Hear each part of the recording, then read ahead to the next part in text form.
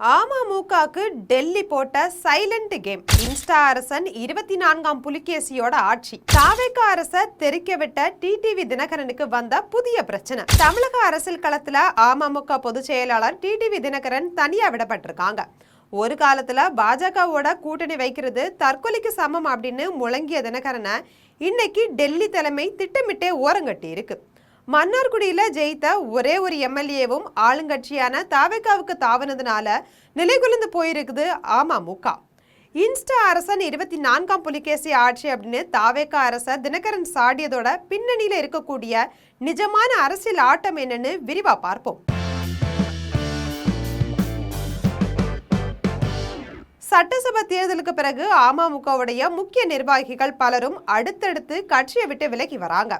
அமமுக கூண்டோடு கலைஞ்சிடுச்சு அப்படின்னு சமூக வலைதளங்கள்ல வதந்திகள் பரவின நிலையில சென்னையில செய்தியாளர்களை சந்தித்து நெத்தியடி பதில் கொடுத்திருக்காரு டிடிவி தினகரன். சிலர் சொந்த காரணங்களுக்காக விலகி இருக்கலாம், அதற்காக கட்சி கலந்துடுச்சு அப்படின்னு சொல்றது பச்சை பொய். அவங்களுக்கு பதில் புதிய நிர்வாகிகள் நியமிக்கப்பட்டு கட்சி கெத்தா செயல்பட்டு இருக்கா அப்படின்னு கர்ஜித்திருக்காரு தினகரன். மேலும் அதிமுக அமமுக இணைப்பு குறித்த பேச்சுகளுக்கு அமமுக என்னைக்குமே தன்னுடைய சுயமரியாதையை விட்டு கொடுக்காது, தனித்துவமான இயக்கமாவே நீடிக்கும் அப்படின்னு திட்டவட்டமா முற்றுப்புள்ளியும் வைத்திருக்காங்க. இங்கதான் அரசியல் விமர்சகர்கள் ஒரு மிகப்பெரிய சந்தேகத்தை கிளப்புறாங்க. தினகரன் என்னதான் கூட்டணி தர்மம் அப்படின்னு பேசி பாஜகவுக்கும் அதிமுகவுக்கும் நான் உறுதுணையா இருக்கேன் அப்படின்னு சொன்னாலும் பாஜக அவரை திட்டமிட்டே கைகழுவி வருகிறதா அப்படின்ற கேள்வி எழும்புது. டெல்லி தலைமை கிட்ட சமரச பேச்சை நம்பி தேர்தலில் போட்டியிடாம தினகரன் ஒதுங்கினது அவருடைய சொந்த கட்சிக்கே பூஜ்ய பலனைத்தான் தந்திருக்கு.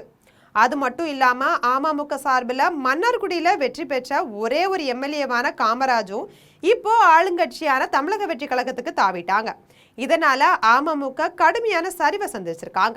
எம்எல்ஏ தாவிய விவகாரத்துல தாவேக அரசு மீது குதிரை பேர குற்றச்சாட்டுகளை சுமத்தி ஆளுநர்கிட்டையும் போலீஸ்கிட்டையும் ஆதாரங்களை சமர்ப்பித்திருந்தாரு தினகரன். இந்த விவகாரத்தை சிபிஐ இயக்குநர்கிட்டையும் கொண்டு செல்லவும் அவர் திட்டமிட்டிருந்தாங்க. ஆனா தினகரனுக்கு பாஜக தரப்புல இருந்து எந்த ஒரு அரசியல் ஆதரவோ அல்லது ஒத்துழைப்போ கிடைக்கல அப்படின்னு கூறப்படுது. மத்திய அரசும் ஆளுநரும் இந்த புகார்கள் மீது காட்டக்கூடிய மெத்தன போக்குதான் தினகரனை பாஜக முழுமையா கைவிட்டுடுச்சு அப்படின்னு சந்தேகத்தை உறுதிப்படுத்துறாங்க அரசியல் விமர்சகர்கள்.